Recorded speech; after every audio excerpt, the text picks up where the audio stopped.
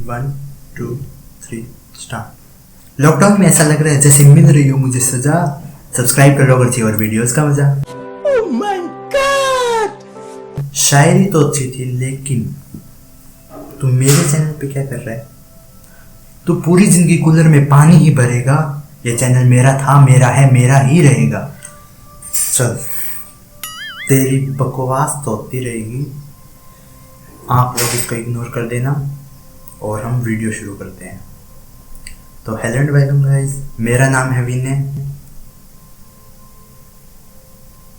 बोल I am Kumar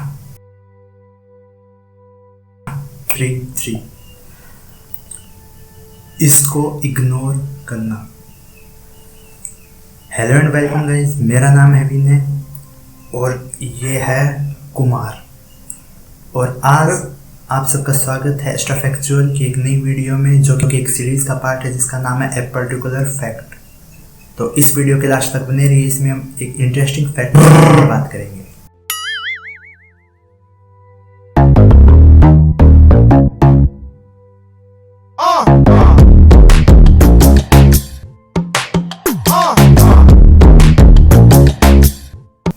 क्या आप जानते हैं कि अगर आपके शरीर का कोई भाग कट हो जाए,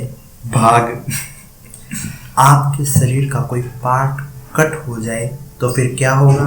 एग्जाम्पल के लिए मैं इस वीडियो में लेके चलूँगा। अगर आपका कोई हैंड कट हो जाए, जैसे आपका लेफ्ट हैंड कट हो जाए, तो फिर क्या होगा? इस वीडियो में हम इसी बात पर चर्चा करेंगे। इसी बात पर डिस्कशन करेंगे। और इसमें मैं इस वीडियो में जितनी भी बातें बोलूँगा वो सारी की सारी वी.एस. रामाचंद्रन ने अपनी book the tell tale brain में लिख रखी है। तो अगर आपको पढ़नी हो तो आप परचेज कर लेना। वी.एस. रामाचंद्रन न्यूरोलॉजी के एक डॉक्टर थे। उनके पास एक दिन एक पेशेंट आया जिसका नाम विक्टर था।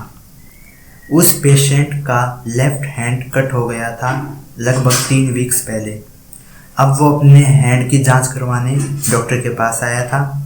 और फिर डॉक्टर के पास आने के बाद पहले डॉक्टर ने यानी वी.एस. रामाचंद्रन ने उसकी जांच की न्यूरोलॉजिकली जैसे करते हैं, और फिर उन्होंने एक क्यू टिप उठाई और बॉडी के अलग अलग हिस्सों पर उस क्यू टिप से कई दिन तक नहीं हुए टच करने लगे। डॉक्टर क्यू टिप लेकर उसके शरीर के अलग अलग हिस्सों पर टच करने लगे। और यहीं पर पेशेंट ने एक अजीब चीज़ नोटिस की। जब डॉक्टर उसके चेहरे पर यहाँ पर टच कर रहे थे तो उसको अपने फैंटम आर्म यानी जो हाथ उसका कट चुका था, उस हाथ पर उसको ऐसा महसूस हुआ कि उस हाथ पर उसको टच कर रहे हैं डॉक्टर। और यहाँ पर एक और बात बता दूँ कि जब आपका हाथ कट जाता है तो फिर आपको कटने के बाद भी वो हाथ महसूस होता है, और इसी को कहते हैं फैंटम आर्म। या फिर कोई भी पार्ट अगर कटने के बाद भी महसूस होता है तो उसको कहते हैं फैंटम लिम्स। कोई भी पार्ट हो जाए तो यहाँ पर उसको अपने फैंटम आर्म पर वो टिप महसूस हो रही थी।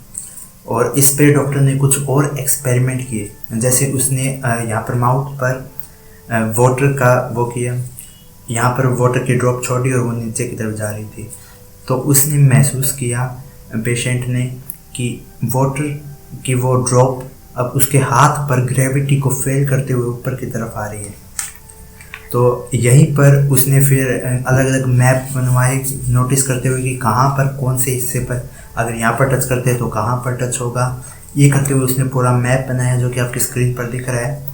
और इससे उस पेशेंट को भी बहुत ज़्यादा फ़ायदा हुआ।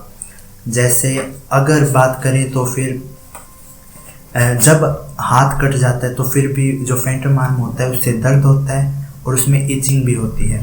तो फिर उस इचिंग को दूर करने के लिए वो अपने माउथ पर खुजला सकता था, अगर वो अपने हैंड पर नहीं खुजला सकता था, क्योंकि हैंड तो कट चुका है।